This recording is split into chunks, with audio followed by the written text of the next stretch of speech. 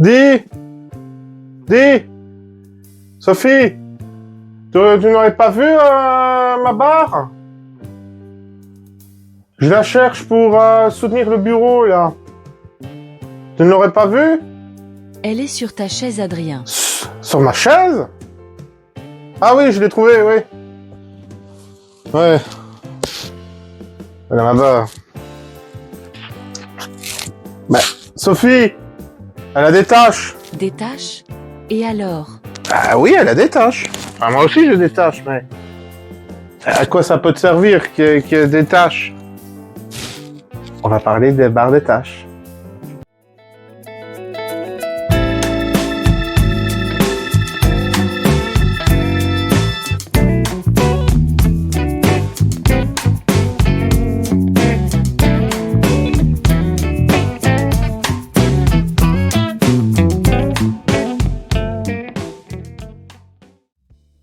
Et comme énoncé dans l'introduction, on va parler aujourd'hui des barres de tâches. On va prendre par défaut l'environnement Windows 11, parce que bon, avec la mise à jour forcée à Windows 11 à partir du 14 octobre 2025, c'est le navigateur qui est conseillé, voire quasiment obligé par Microsoft, dont on va prendre cette base-là pour expliquer les comportements de la barre de tâches, qui pourraient aussi avoir les mêmes comportements dans les OS, systèmes d'exploitation précédents. C'est juste que on prend ici la base de Windows 11. Donc pour expliquer ce que c'est une barre de tâches, alors une barre de tâches, c'est quelque chose qui vous permet d'accéder et de vous montrer les programmes en cours, ainsi que de manipuler vos programmes. Attention, quand je dis manipuler vos programmes, ça veut dire avoir accès directement à vos programmes sans passer par les dossiers qui seraient un peu rébarbatifs. Donc ça va mettre vos fichiers à votre disposition le plus facilement possible, on va dire. Donc, parce que j'ai le texte sous les yeux, dont la définition à peu près scientifique de la chose, informatique de la chose, c'est que la barre de tâches est un élément essentiel de l'interface Windows. Alors, la barre de tâches existe. Enfin,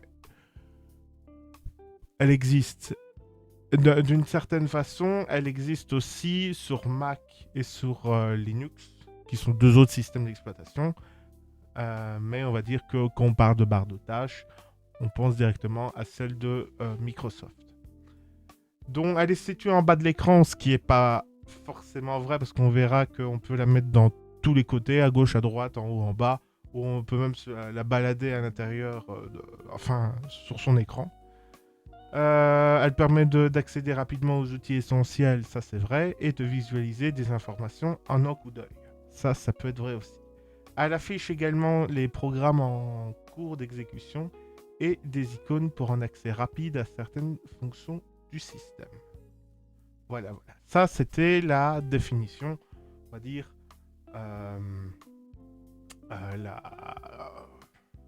vite fait, voilà. On vous demande ce que c'est une barre de tâches, c'est à peu près ça. C'est pas vraiment la réalité, mais voilà. C'est ce que j'ai mis quand j'ai tapé qu'est une barre de tâches sur Copilot, qui est l'intelligence artificielle de Microsoft. Voilà. Donc, on va d'abord aller sur mon bureau pour vous expliquer ce que c'est une barre de tâches. Voilà. Alors, la barre de tâches, on la retrouve ici. C'est cette grosse barre de tâches. Cette grosse barre ici. Alors, qu'est-ce qu'on retrouve sur la barre de tâches? On retrouve de base la barre de tâches. Ça, je vous expliquerai par après. La barre de tâches, elle n'est pas disposée de cette façon-là à la première utilisation de Windows 11. Par exemple, tout ce qui est les icônes ici ne sont pas à cet endroit-là par défaut. Mais bon, on va vite faire une description de ce qu'il y a dans une barre de tâches. Donc ici, on a la barre, enfin, le bouton démarrer, parce que bon, avant, il y avait une énorme barre ici qu'on retrouve ici, avec d'autres icônes. Donc voilà. Donc, c'est cette icône-là, qu'on peut dire, vous permet sur Windows 11 d'avoir des applications que vous aurez épinglées pour avoir accès plus facilement à ces applications-là. Vos dernières applications, fichiers que vous avez ouverts. Enfin, on peut en ouvrir plus. Voilà, voilà. Et, pardon. Et ici, c'est la même chose. Ah non, non, non, je ne me souvenais plus de ça. On peut ouvrir toutes les applications, enfin toutes les grosses applications, on va dire, parce que c'est pas vraiment vrai. Toutes les grosses applications qui sont triées par ordre alphabétique. Toutes les applications ne se trouvent pas là, obligatoirement. Il faut bien. Mais pour le commun des mortels, oui, toutes les applications utiles pour vous, normalement, devraient se trouver dans cette section-là. Voilà, voilà. Qu'est-ce qu'on retrouve également? On retrouve deux autres dans ce menu. Enfin, c'est en menu, c'est une barre, mais c'est en menu. Ça s'appelait le menu démarrer avant. C'est pour ça que je dis menu. C'est le menu, cette barre menu. On retrouve deux autres compartiments qui sont ici le bout Adrien qui est votre compte Microsoft. Là, il est connecté à mon compte. Donc, si vous êtes en compte local, ça doit être ça doit être s'afficher de la même façon, à part qu'il y a deux trois choses qui doivent changer. Mais étant donné que je n'utilise plus de compte local sans qu'elle soit associée à Microsoft, je ne sais plus vraiment à quoi ça ressemble. Mais je vous le conseille de toute façon de connecter à Microsoft. Votre compte à Microsoft. Ne faites pas une mine et bon, vous ne risquez rien. Je vois pas pourquoi vous aurez peur de Microsoft, mais pas de peur de Google qui fait littéralement la même chose, ou d'autres firmes qui font la même chose également. Donc ici, c'est pour accéder à votre compte, enfin, des petites données, etc. C'est pas très très important. Et ainsi, ici, c'est le menu marche-arrêt, qui est un bouton qui vous permet d'avoir quatre possibilités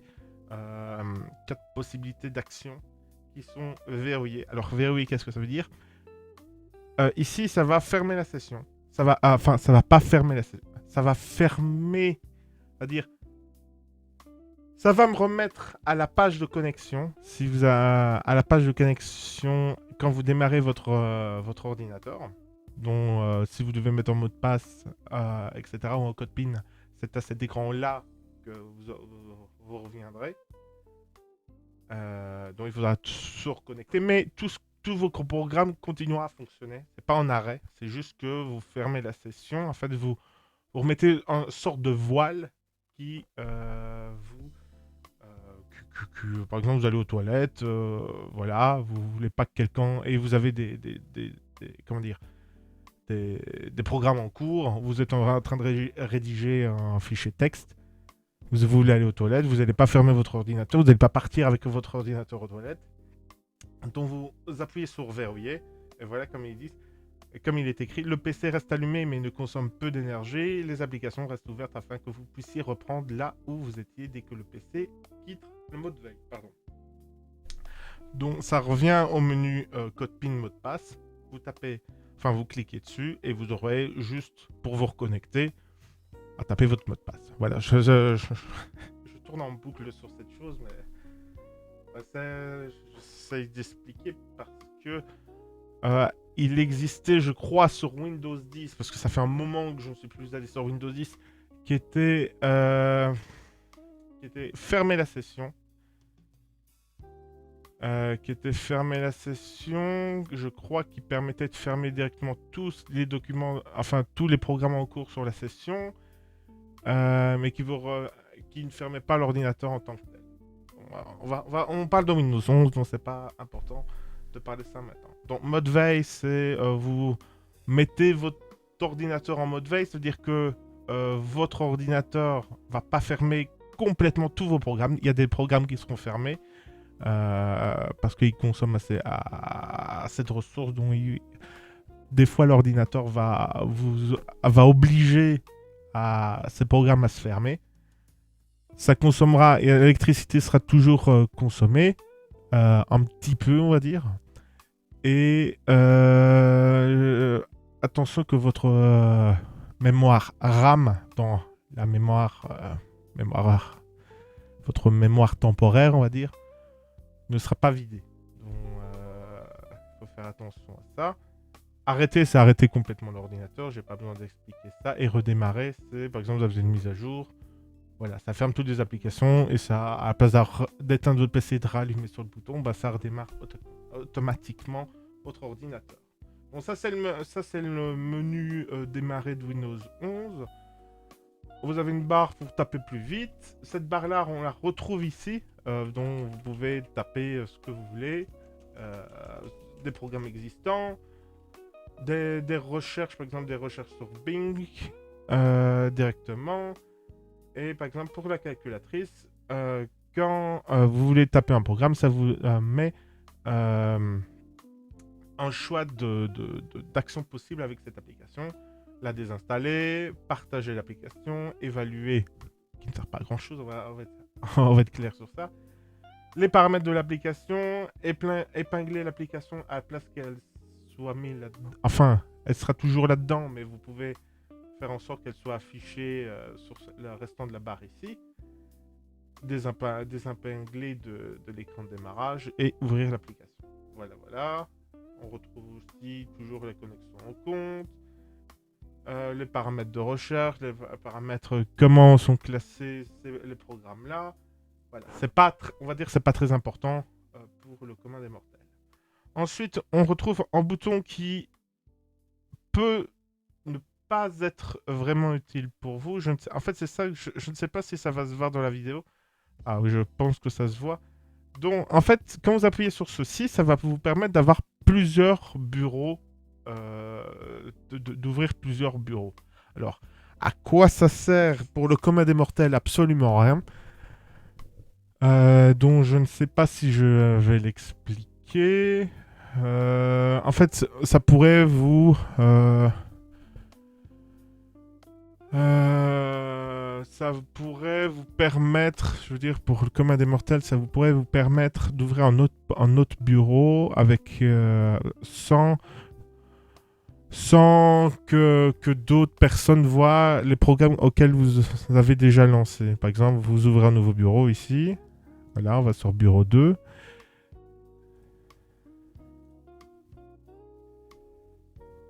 Je ne sais pas si on l'a vu, donc c'est pour ça que je vais pas continuer à cliquer dessus. En fait, quand vous allez sur bureau 2, vous pouvez lancer un autre des programmes qui ne seront pas visibles. Si vous switchez, on ne verra pas l'ouverture des programmes, etc. Les programmes en cours d'exécution. C'est ça l'intérêt pour le commun des mortels. Il y a d'autres... utilité à faire cela, pardon, mais ça ne servira à rien pour le commun des mortels. Voilà, le commun des mortels. Voilà, ensuite, on a tout plein de petits dossiers, dossiers applications. Par défaut, il y a l'explorateur de fichiers, Microsoft Teams, et je crois que c'est tout. Par défaut. Donc, l'explorateur de fichiers, ça vous permet d'accéder directement à tous les programmes de votre ordinateur. Enfin, ceux visibles. Il existe des invisibles, mais auxquels il faut faire une commande, dont c'est pas le sujet de la vidéo. Voilà.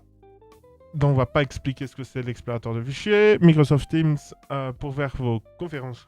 Vos conférences, vos appels vidéo, etc. Voilà. Ah oui, Microsoft Store qui est le marketplace, qui est un endroit où vous pouvez installer des applications, des programmes, des petits jeux, etc. C'est à vous de voir si c'est utile pour vous ou pas. Ça peut être utile pour certaines applications. useless, enfin inutile pour d'autres. Voilà, je ne vais pas donner mon avis sur la question. Donc, on va pas. Ah oui, après toutes ces applications-là, on retrouve hop, un bouton. Enfin, un bouton. Un endroit. Un endroit où vous pouvez avoir des actualités. Ici, bon, l'actualité, c'est la météo, mais on peut avoir la bourse. On peut avoir les dernières nouvelles qui s'affichent, etc. Comme, par défaut, c'est moi qui mets tout ça. Mais je pense que la météo, si vous avez accepté la géolocalisation, ça vous le met. La bourse, ça met la bourse de votre pays, ainsi que les bourses de ce que vous regardez le plus, etc. Les actualités de votre pays et les actualités auxquelles vous seriez le plus intéressé, avec la gestion des cookies, etc. C'est comme ça qu'ils regardent les actualités qui vous intéressent, etc., etc. On va pas s'éterniser dessus. On peut rajouter des widgets, on peut rajouter des fanfaronnages, etc. On s'en fout. Il y a des paramètres pour paramétrer tout ce qui se trouve là-dedans. Voilà, c'est un peu du gadget dont c'est pas très important. Et enfin, on arrive sur cette barre-ci, enfin cette zone-ci. On retrouve par défaut, est-ce que vous avez enfin, parce que ça c'est tous les programmes qui sont en cours d'exécution et qui sont en arrière-plan. C'est pas les seuls, on va dire que c'est les plus gros et auxquels vous pourriez qui ont une plus grosse incidence sur votre ordinateur actuellement, qui sont pas des applications système, on va dire. Voilà, je ne vais pas vous expliquer ce que c'est, tout ce qu'il y a là-dedans. Ici, c'est le bouton pour dire que l'ordinateur détecte qu'il y a un micro d'allumé. Ici, ça m'indique qu'il y a une mise à jour, Windows 11 à faire. Ici, votre langue de clavier, ici, il y a français de France et il y a le français de Belgique. Ça peut être le français de Québec, ça peut être anglais américain, ça peut être anglais du Royaume-Uni, ça peut être russe de Russie, ça peut être n'importe quoi, ça peut être chinois de Chine, je ne sais pas. Dont ça permet de configurer votre clavier. Voilà. C'est surtout utile quand vous avez un clavier externe, parce que si vous utilisez un ordinateur portable, à part si votre clavier est détachable ou que vous avez un écran tactile, ça n'a pas très comment dire, c'est pas très important de changer ça, voire inutile, parce que sinon vous aurez des problèmes de compatibilité par après. Par défaut, je crois vous avez les connexions, etc. Ici, ça fait que je suis en Ethernet, c'est cette icône-là, mais si vous êtes en Wi-Fi, ça sera le petit éventail avec les différentes barres et tâches, les petites barres. Plus vous avez de barres, plus vous avez de réseau, moins vous avez de barres, moins vous avez de réseau. Ça, c'est... il est ici. Quand on clique sur ces trois icônes, enfin c'est qu'un seul bouton, mais auquel il y a trois icônes dans ce bouton-là, on retrouve plusieurs informations. Le mode avion qui vous permet de couper tout ce qui est ondes Wi-Fi, Bluetooth, GPS, par exemple.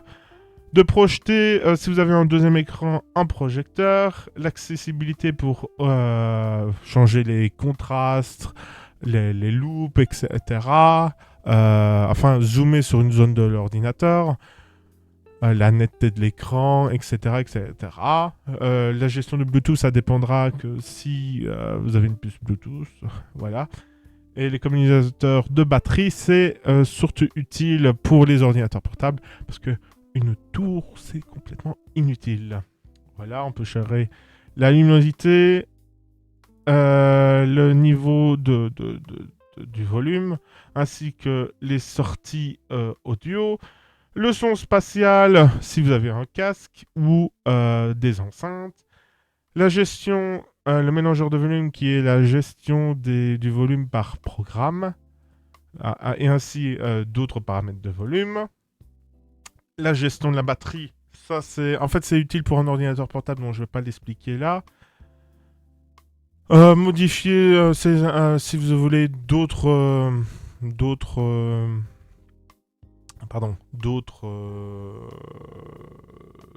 widgets, enfin d'autres boutons d'action pour les différentes actions de votre ordinateur.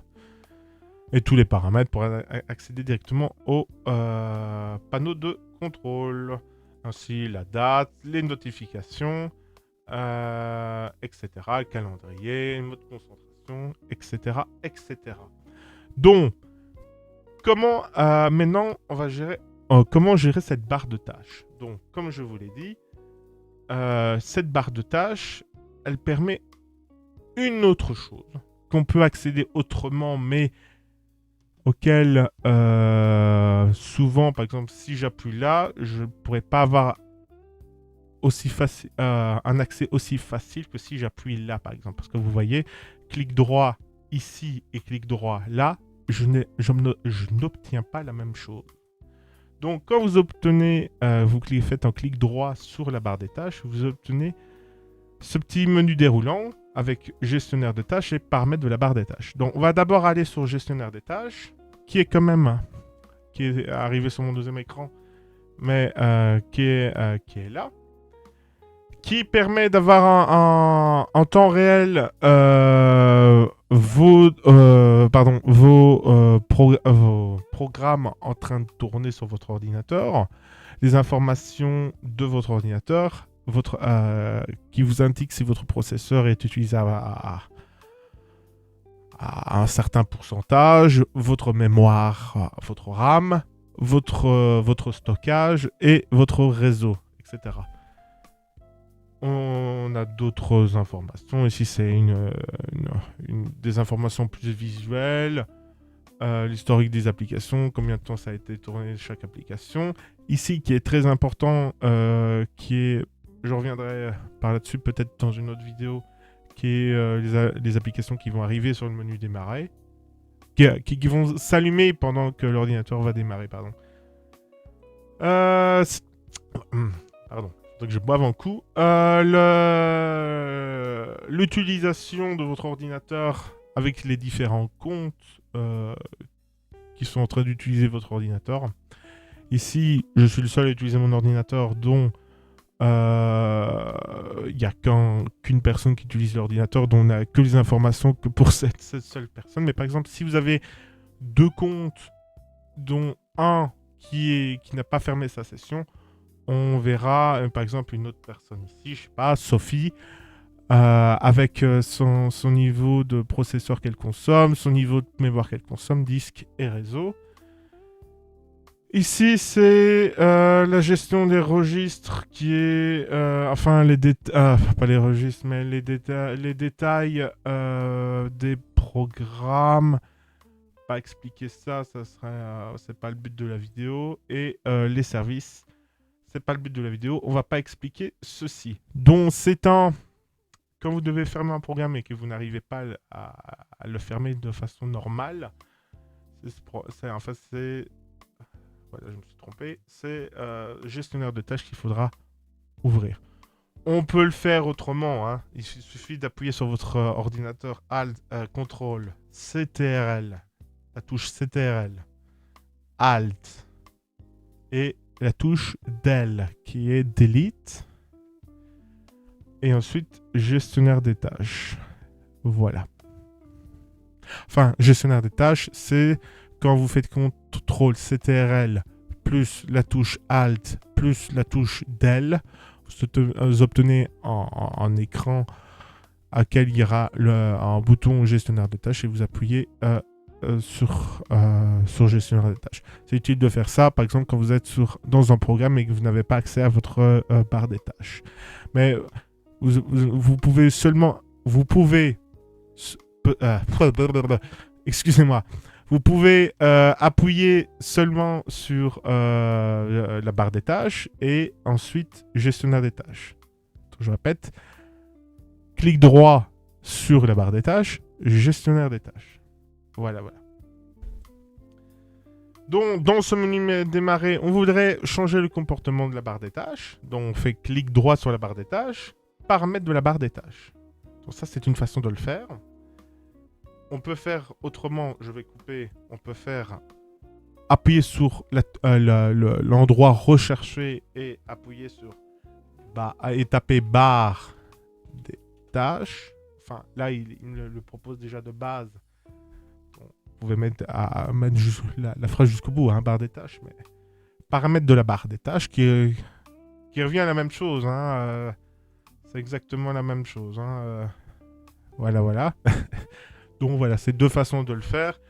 On peut faire une autre façon encore de le faire, c'est hop, on peut appuyer sur le bouton menu démarrer, enfin le gros bouton bleu ici.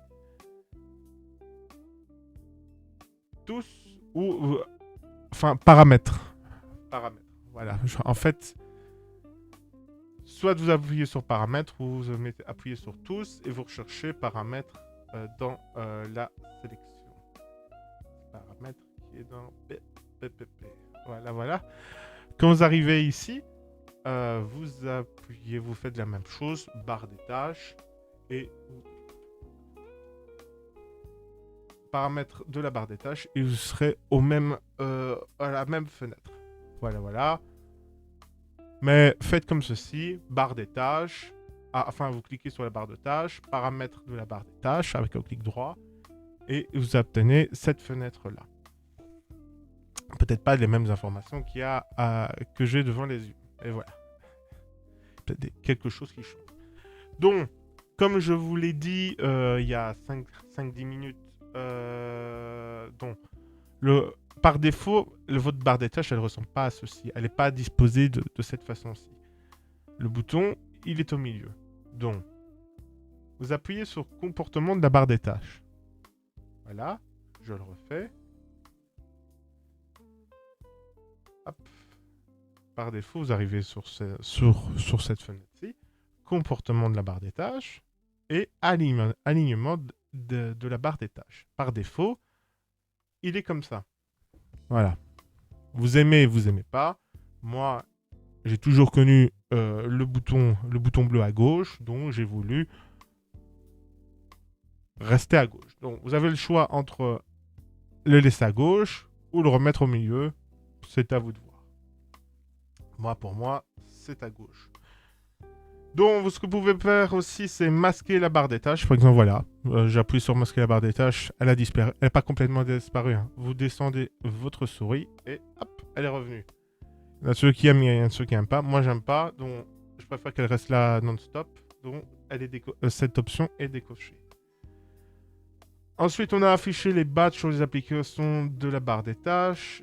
Je ne sais pas ce que ça veut dire, donc je ne comprends pas trop, donc je ne vais pas expliquer. Afficher le flash sur les applications de la barre des tâches. Hop. Voilà, on ne l'a pas vu, ça ne sert à rien. Donc laissez-le là, laissez-le cocher. En fait, je vais pas ouvrir un truc. Il y a un petit flash qui apparaît. C'est pas très important. En cas d'utilisation de plusieurs affichages des applications de ma barre de tâches. C'est avec les différents bureaux, donc c'est pas très important. Partager toutes les fenêtres depuis ma barre des tâches. Voilà. Et sélectionner le coin éloigné de la barre des tâches pour afficher le bureau. Quand il dit ça, en fait, si c'est décoché, regardez, je ne peux pas. Ça ne fait rien. Mais si j'appuie ici et que je vais derrière la date, ici, hop, je reviens au bureau. Toutes les applications vont pas être fermées, mais vont être réduites. Donc j'aurai accès complètement au bureau. Il y aura plus de fenêtres agrandies, on va dire. Et pour tous les remettre, vous réappuyez au même endroit, normalement. Et voilà. Donc laissez-le cocher. C'est pas très important. Combiner les boutons de barre combiner les boutons de la barre des tâches et masquer les étiquettes. Toujours. Combiner les boutons de la barre des tâches et masquer les étiquettes des autres barres de tâches. Voilà, laissez-le là. en fait, je ne vais pas faire de commentaires dessus. C'est suivant vos besoins, en fait. C'est pleinement expliqué, donc vous savez lire. Donc, ça, c'était le comportement de la barre des tâches le plus basique. Gauche, droite. On peut aussi la détacher, mais je le verrai juste après. On va continuer comme ça. Donc, sur la barre des tâches, on avait vu qu'il y avait le bouton ici, widget, météo, etc. Si vous, vous ne le voulez plus, vous appuyez ici, widget, activé, hop, il a disparu. La vue des tâches, qui est ce bouton-là avec plusieurs bureaux, vous pouvez le retirer. Comme le bouton rechercher, on peut le masquer. Voilà, voilà. On peut rajouter des boutons. Si votre écran est tactile, ça, on pourra... ça s'affichera lorsque... ça s'affichera, pardon, quand votre écran sera tactile et que vous utiliserez le tactile. Alors, mon écran n'est pas tactile, ça ne me sert à rien. Le clavier tactile, c'est le clavier virtuel.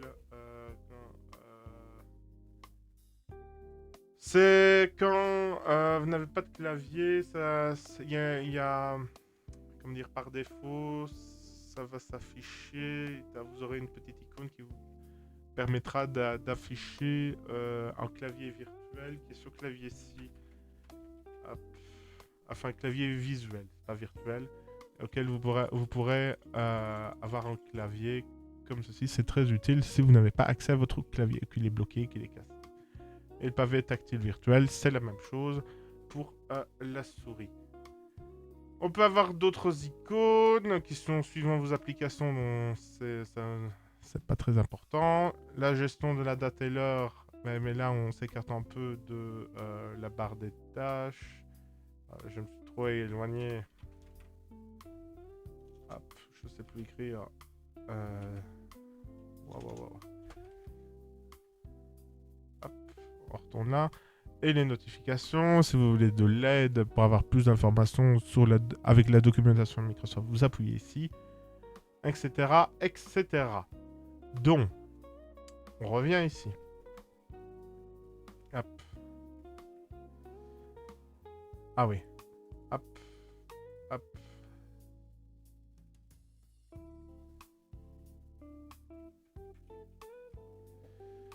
Attendez, je ne me souviens plus de la commande.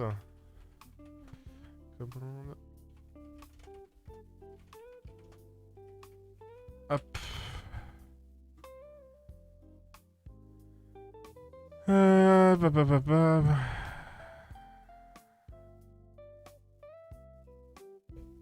C'est pas très important, mais je n'ai plus. Je pensais que c'était ceci. Non. Ça a changé la commande. En fait, c'est pour mettre la barre des tâches à gauche, au-dessus, à droite. On pouvait même la détacher, la faire se balader sur l'écran, ce qui est complètement inutile. Pop.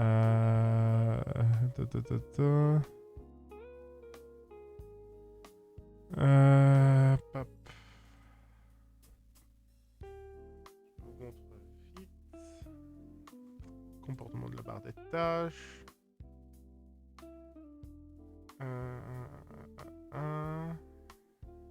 On ne pourrait plus accéder directement.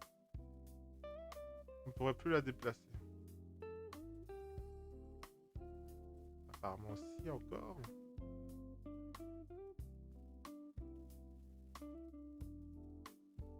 Ah, bon, c'est pas par défaut. En fait, on peut avec des commandes dont on va pas tenter le diable. Donc pour le commun des mortels, c'est pas possible.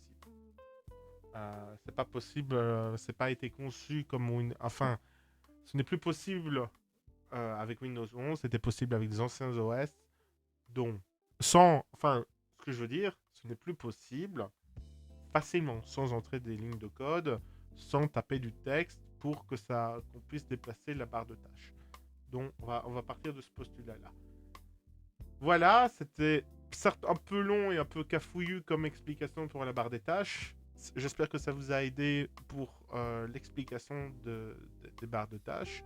Je vous dis à très bientôt pour d'autres explications sur différentes actions, applications et fonctionnalités de votre ordinateur ou autre.